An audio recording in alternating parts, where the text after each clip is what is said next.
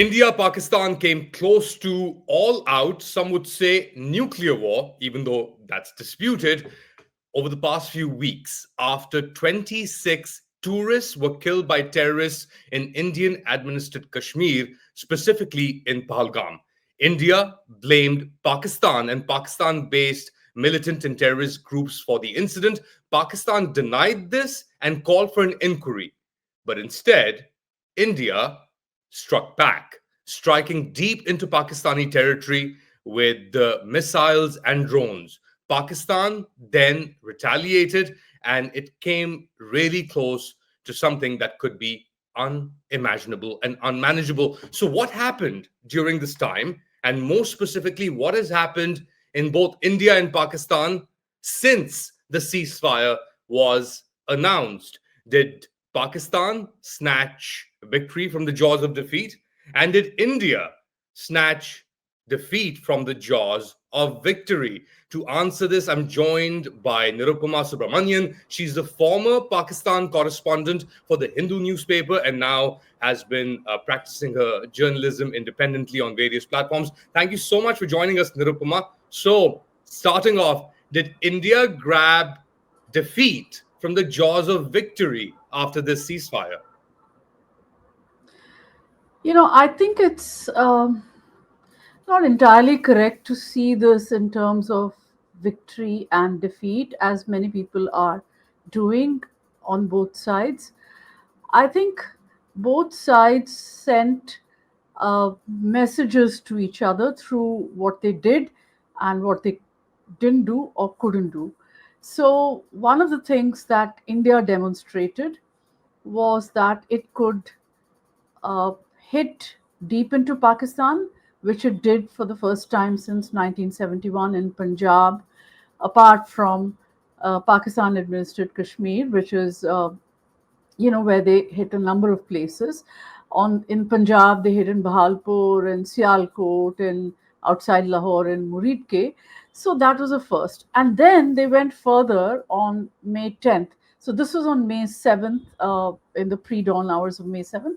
And then on May 10th, they demonstrated that they could go further. And they went as far as Chaklala Air Base in Rawalpindi and Rahim Yar Khan and in Chakwal, another air base, and there are other air bases being spoken about. So that was a demonstration both of the precision strikes and also, I guess, an intelligence network on the ground that's feeding them information about exact, you know, lat long and whatever else you need for these kind of strikes. So I think that India demonstrated, and by inflicting some damage to all these places. I mean, you can't say. I think somebody described it as that the the one of the air bases was cratered, or flattened. It definitely wasn't flattened. There was a crater. I mean, there was an explosion of a kind on the runway, and there was a crater. So, I think it's difficult to talk about victory and defeat for these reasons. So there was a demonstration from the Indian side. What did Pakistan demonstrate? That it had the capacity to push back, that it could, which it did on May 7th. Um, now I think India has indirectly acknowledged that there were some losses in combat. Of course, they did mention 5 soldiers, and but they did not mention the aircraft that are being widely talked about as having been downed by the Pakistani Air Force. Pakistan also demonstrated that it has that its hardware from China is working, and that it benefits by that strategic relationship. So I think these were the messages from both sides, and I think both sides would be studying these messages. I mean, some people would say it's a draw, but I don't think these are football matches or hockey matches or cricket matches. They are war. People die, and this is not fun and games that you can talk about uh, my goal, your goal, and we drew. I don't think it's like that. But yeah, I don't think you can say Yeah, victory or defeat. and I think you're right. It's very difficult to ascertain victory or loss in a 4 day warlike scenario or skirmish or a battle. And in fact, the reporting since has shed some light on that. There's a New York Times story which basically has satellite images which shows extensive damage on Pakistan bases, as you mentioned. Some hangars were destroyed. There are craters on certain runways. Pakistani attacks in reciprocal attacks didn't achieve the same level of destruction. But there's also this idea of perception that because Pakistan allegedly shot down Indian aircraft, Rafale aircraft, and what happened in India, the reaction that happened in India and in Pakistan, despite no victory or loss, the perceptions are very strong, especially if you look at the reaction that has come against the ceasefire in India, the targeting of the foreign secretary on social media, and the narrative itself against the Narendra Modi government. On the other hand, in Pakistan, they're celebrating. They're holding celebratory events. So there is a perception or a battle of perception here as well. Yeah, definitely, because I think on the Indian side there's been anger that a ceasefire was accepted by India, and then of course all sorts of layers it took, that announcement that no, it was Pakistan that wanted the ceasefire, and India decided to grant that ceasefire to Pakistan. So there was some kind of storytelling around the ceasefire, which is okay. I think all governments do their own propaganda, and on the Pakistani side, there's been nothing short of victory celebrations across the country. It strengthened General Asim Munir. Um, I, I'm getting that sense that now he is, he feels more confident about his leadership of the army and perhaps of the country, if you want to call it that. On our side, of course, there's been a lot of criticism about the ceasefire, saying, we should have fought till the finish. Now, nobody knows what that finish is. I mean, what is it that actually you want in an operation of this kind? Uh, what were the objectives of this operation, and what did we set out to do? What did India set out to do? What it did, and what do you mean by let's fight till the finish? I think nobody is thinking this through properly. A lot of, I mean, I wouldn't say nobody, but a lot of people are not thinking this through. And there is a feeling, Ali, that, we should just go out and destroy Pakistan. We just destroy the country. And I mean, who in their wildest dreams can kind of imagine this kind of objective, a political objective like this? Okay, I can understand if they say, let's go and take Pakistan occupied Kashmir. Okay, that is an objective, but even that is a very ambitious objective, and so all this is very good to talk about, in drawing rooms and all that, but I don't think it works in real life. Yeah, in And a I think war. that's a very important point that you raised, Nirupama, but that who decides what the objective is? And there was a lot of talk, and I know you've had a lot of discussions over the past few days over escalation, over the concept of deterrence between nuclear armed states, even if one state is conventionally bigger and the other is not. And escalation is a two-way streak. But, and I wanted to you specifically talk about this as someone who's reported from Pakistan, as an Indian, has reported in India on Pakistan, the level of media and the jingoism in the media and the role that it played in determining in those early days what the objective should be as opposed to what the reality was. Can you talk a little bit about that? Oh, there was a lot of misinformation, fake news, um, just wild imaginings, I would say, on basically our television channels. And,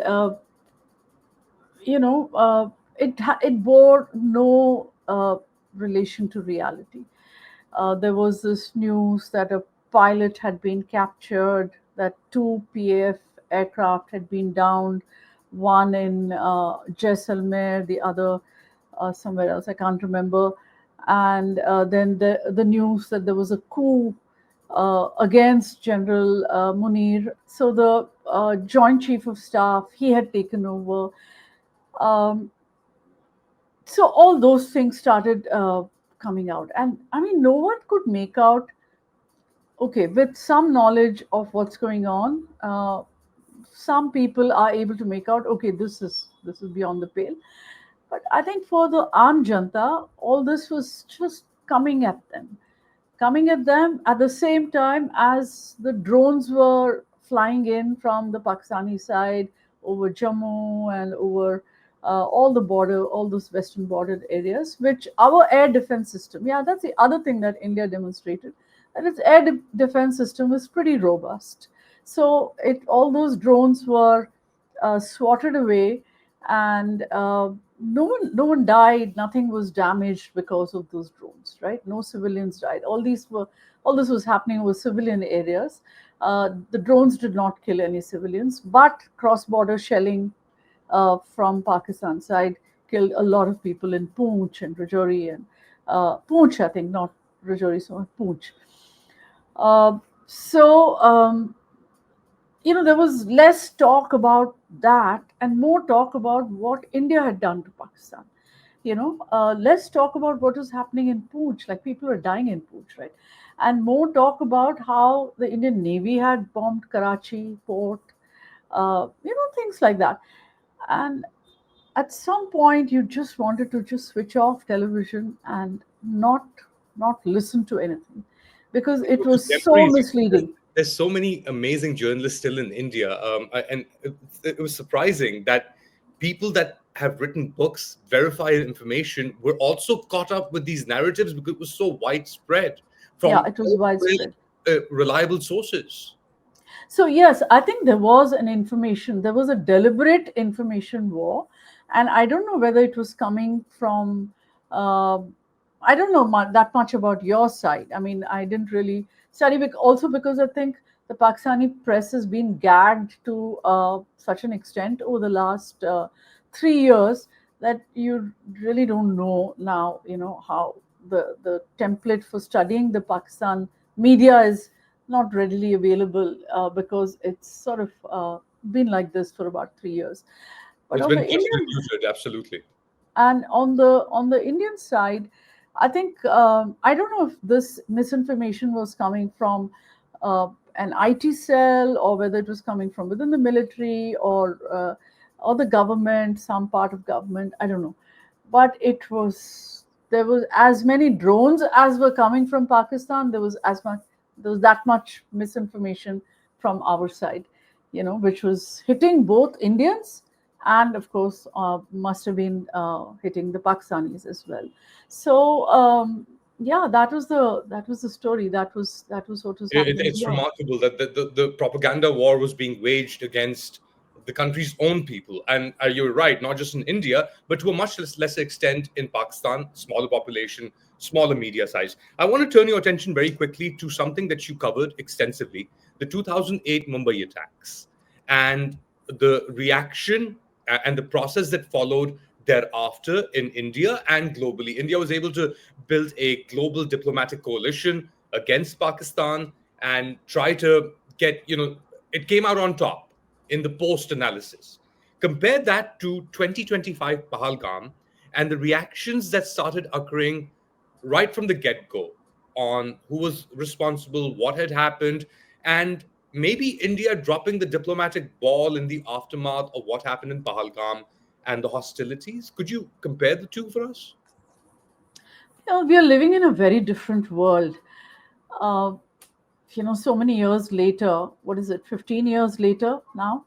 And uh, and there's it's a different world, Ali.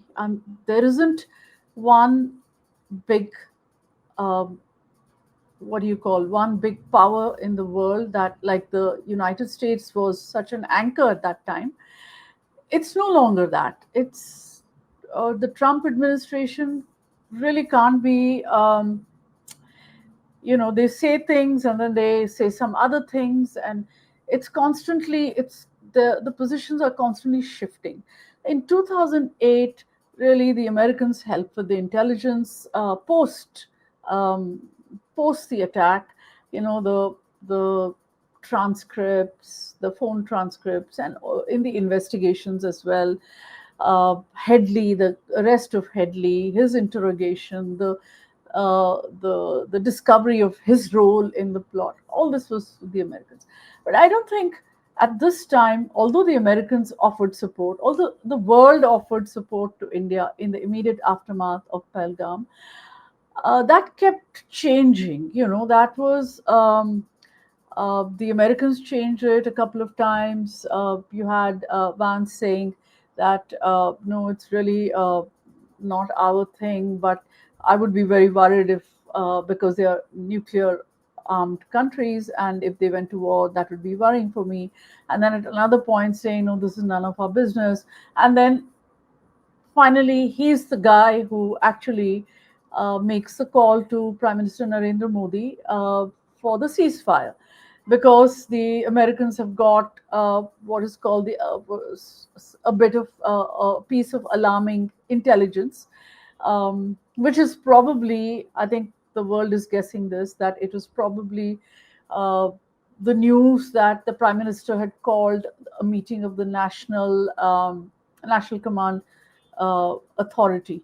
And I think that set off the alarm bells in Washington, and you know, uh, there were efforts at a ceasefire. Now, what happened thereafter is there's a different narrative here than what is probably there in Pakistan, and also a third narrative that's coming from Trump, who says that he mediated the ceasefire.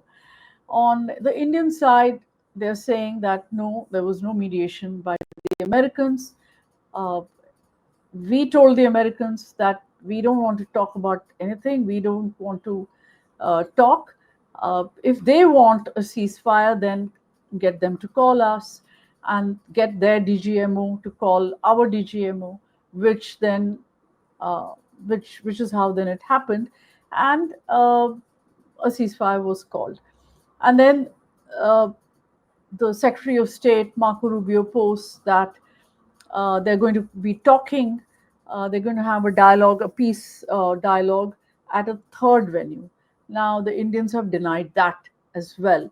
So, what has happened really is that the Indian position that there is no third party between India and Pakistan in the resolution of its issues, of its main issues, uh, has sort of is has been blown to smithereens by these other narratives, uh, Rubio's narrative, uh, Trump's narrative. And Trump has said it again and again. It's not just the once, he said it many, many times.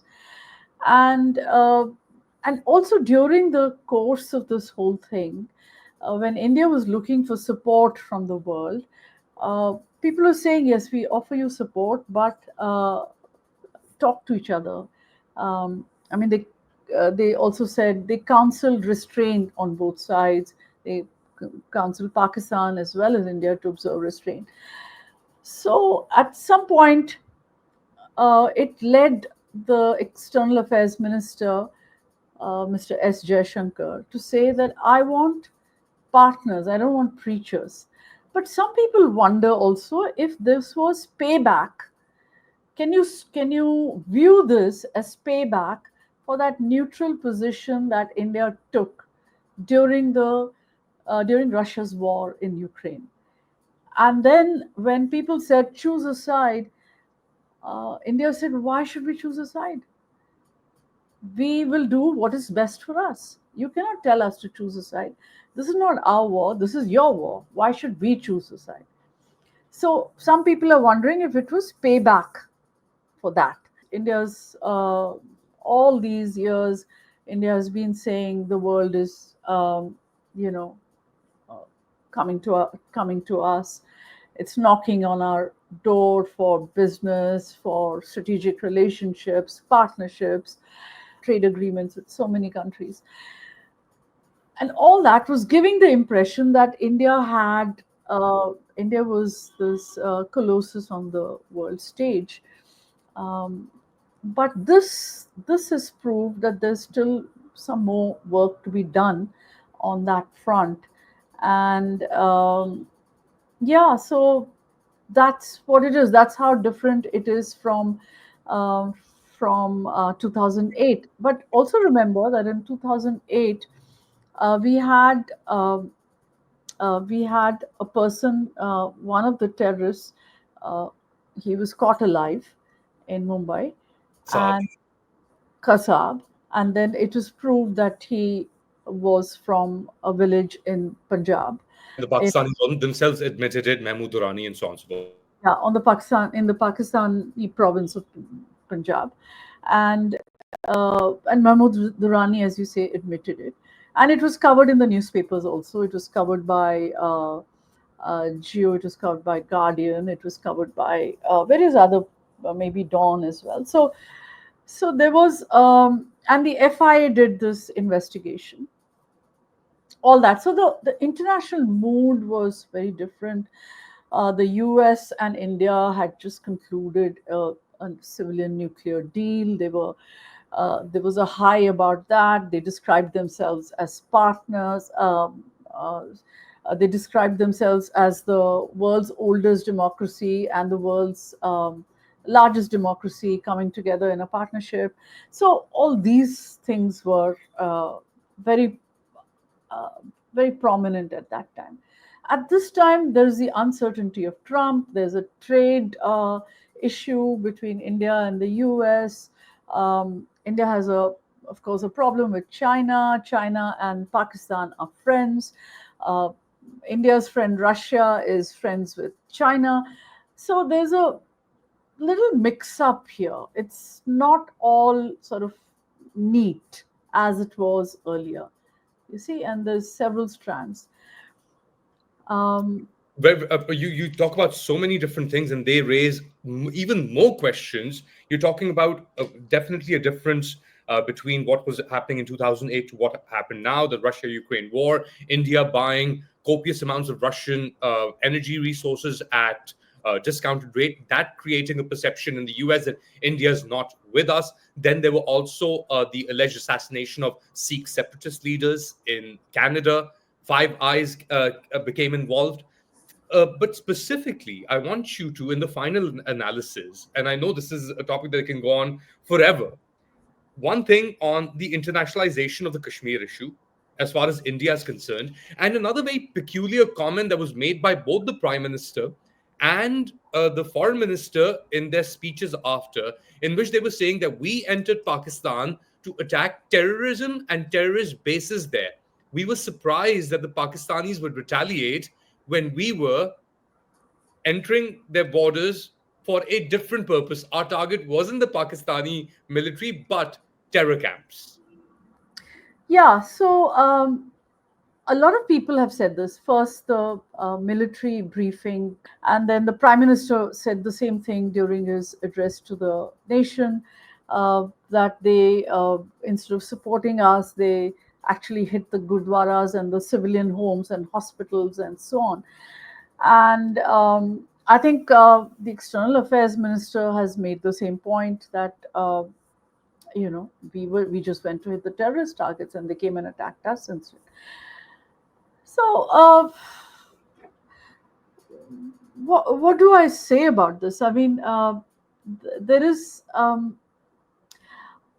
I think, guess the idea, because Israel Gaza has also happened, there were some comparisons that India views itself in the same mold as, we can strike back preemptively, or we should be able to, in this new normal that they're talking about, that the escalation ladder, there is no, it's instant. If you strike us, or if we perceive you striking us, we're going to strike the basis of alleged terrorism that this is emanating from. no, Israel is not the right comparison, Ali, because Israel is striking technically within its own borders, right? Gaza is not another country. It is it is a territory within Israel, right? And it doesn't have an army, it doesn't have uh, nukes. Now, I don't know if they are just saying this as a talking point by which to make the case that Pakistan should be getting rid of the terrorist bases inside its territory, to make that diplomatic talking point, or or they genuinely did not expect this.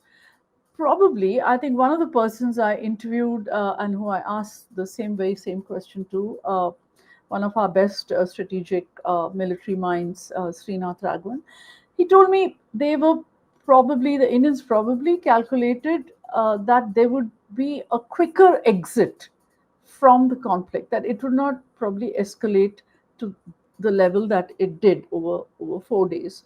So maybe that was their calculation, but they would have definitely taken into consideration that there would be a retaliation, um, because anyone knows that anyone who knows Pakistan knows that how much pressure General Munir is under, political pressure, because of the jailing of Imran Khan, and the popular movement in favor of Imran Khan, and how General Munir has become the most unpopular army chief in a long time.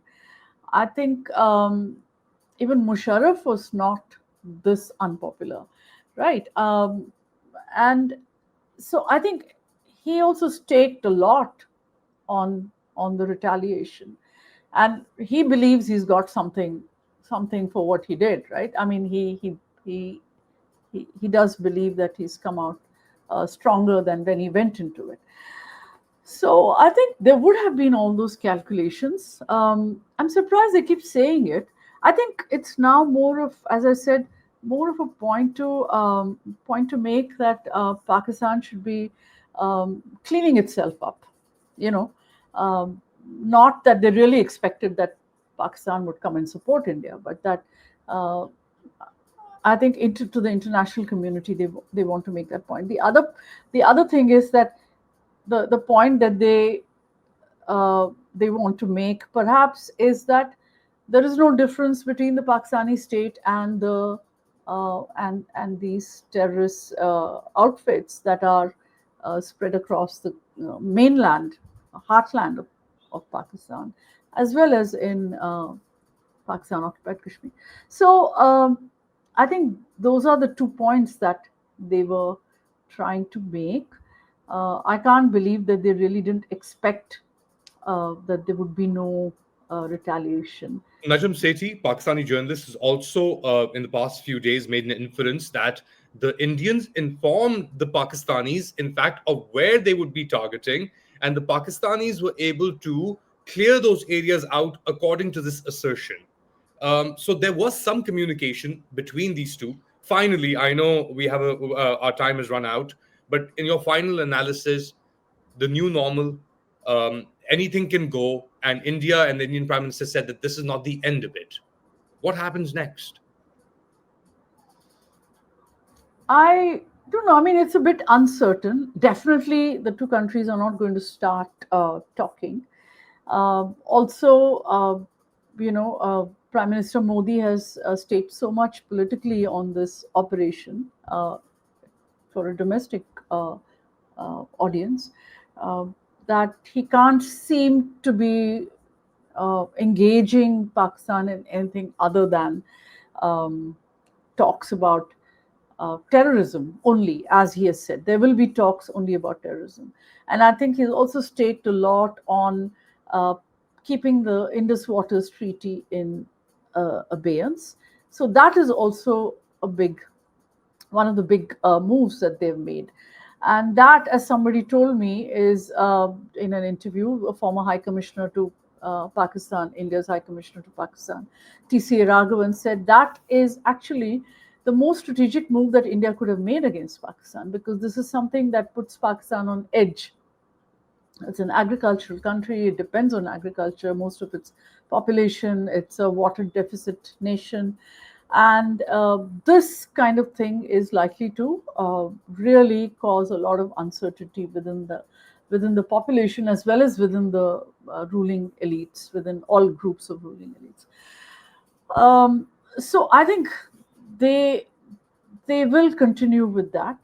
But again, uh, you talked about internationalization of the Kashmir issue, which already Trump has done, and India's action in in in Pakistan has also internationalized it.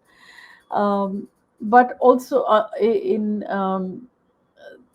because the Indus Waters Treaty is uh, was brokered by the World Bank. Well, the World Bank Because president did come out and say that this is a mutual. There's no exit option for either country as part of the Indus Waters Treaty that they were. in fact, if they want to exit, they have to they have to come to a diplomatic resolution on how to reframe the treaty in a way that they can exit it. So the one party cannot unilaterally exit. But I mean, there may be something in international law that will give there may be a loophole in international law that may enable India to quit. I'm not an expert here, but there's been talk that this there is a possibility. Um, so we'll have to see. But I think the state of uncertainty between India and Pakistan will continue. Um, and India just has to do a better job, I think, of guarding its own territory, its own borders from Yeah, but how do you another do that attack. without resolving the core issue with Pakistan? What is the core issue with Pakistan? Well, as you said, water is one issue for sure. Yeah. Kashmir, or the disputed territory of Kashmir, is another issue for sure. And the internal dynamics in India and Pakistan at play. As you know, in India, you have a majoritarian government that has a mandate, and it's quite muscular and jingoistic at times. In Pakistan, you have a military junta that has been suppressing dissent quite ruthlessly, one must add, over the past 3 years. So these internal dynamics also feed in to the tensions between these two countries. The flashpoints in all three cases have come with a terrorist attack. So what I'm saying, Ali, is very limited. I said, in the state of uncertainty, when you're not going to be talking, when India has decided that it does not want to talk, right? That you cannot force us to talks with a terrorist bombing. We will not come to talks because you bomb us, or that you send out guys to bomb us, or uh, or any other kind of terrorism emanating from Pakistan. We are not going to accept talks. In that kind of situation, when there are going to be no talks, the only alternative is to guard your own boundaries very well, right? And not prevent another kind of another similar kind of incident that will take you to that flashpoint. Because now that But you've said, from the Pakistani perspective, there's also this talk, sorry to cut you off, about Balochistan and alleged Indian involvement in Balochistan. So they see that, or they see, even though they don't acknowledge that they have attacked or any of their groups attacked, they say that India is already attacking us in Balochistan. And they give the example of Yadav, the Kulbhushan Yadav, for example. So there is this tit for tat even in talking about terrorism for Pakistan. yeah, there is a there I mean, there was talk here that whatever the truth of it, Pakistan has openly blamed India for that Jafar Express attack, and this. So they have done this in what they think is a retaliation for that attack. But I mean, that is not. Um, that is still, in a sense, um, like a little. It's not been as obvious as the Pakistani hand in Kashmir. Over the years, over the last 30 years, uh, the infiltration from Kashmir, the training of Kashmiris across the border, the training camps, which were there. Musharraf's own statement in 2004 that there will be no more, uh, you know, terrorism emanating from Pakistan or from Pakistan administered territory to India. So all those things, there's no such direct link that joins India with Balochistan. I mean, I'm no information to say yes or no. I can only take a very nationalistic stand and say India will never do such a thing. But I think states will do what they have to, right? And if India wants to take advantage of something, okay, they may be taking advantage. I have no information that they are or they are not, so I'll not go into that. But all I can say is that for India to start to sustain an insurrection in Balochistan, which is very thinly populated, I mean, there's no whatever India does is not going to get traction there. The way that the Pakistani state has tried in Kashmir, to actually uh, start an insurgency and insurrection against India in Kashmir. I don't think India is capable of doing that in Balochistan for the sheer fact that there's no population there, no people. It's one of the of the four provinces, it's the most thinly populated province, right? It's vast, but uh, I mean, that kind of uh, population is not one that can actually end up uh, waging a war against the state in any big on any big scale. Is my guess. Thank you so much, Nirupama Subramanian, former Pakistan correspondent for the Hindu newspaper, and telling us how things are in India. And it's a far cry from your journalism, Nirupama, because what we saw on Indian screens in the name of journalism and on Pakistani screens, to be honest, was quite far disconnected from reality. So we appreciate you bringing us back to some sort of reality or a semblance of it. Thank you, Ali. Thank you for having me. Well, there you have it. Nirupama Subramanian telling us the view from India after the India-Pakistan, you can call it war, you can call it a battle following the Pahalgam terror attacks. Tell me what you think in the comment section. Do like, subscribe, and share this content. Take care till next time.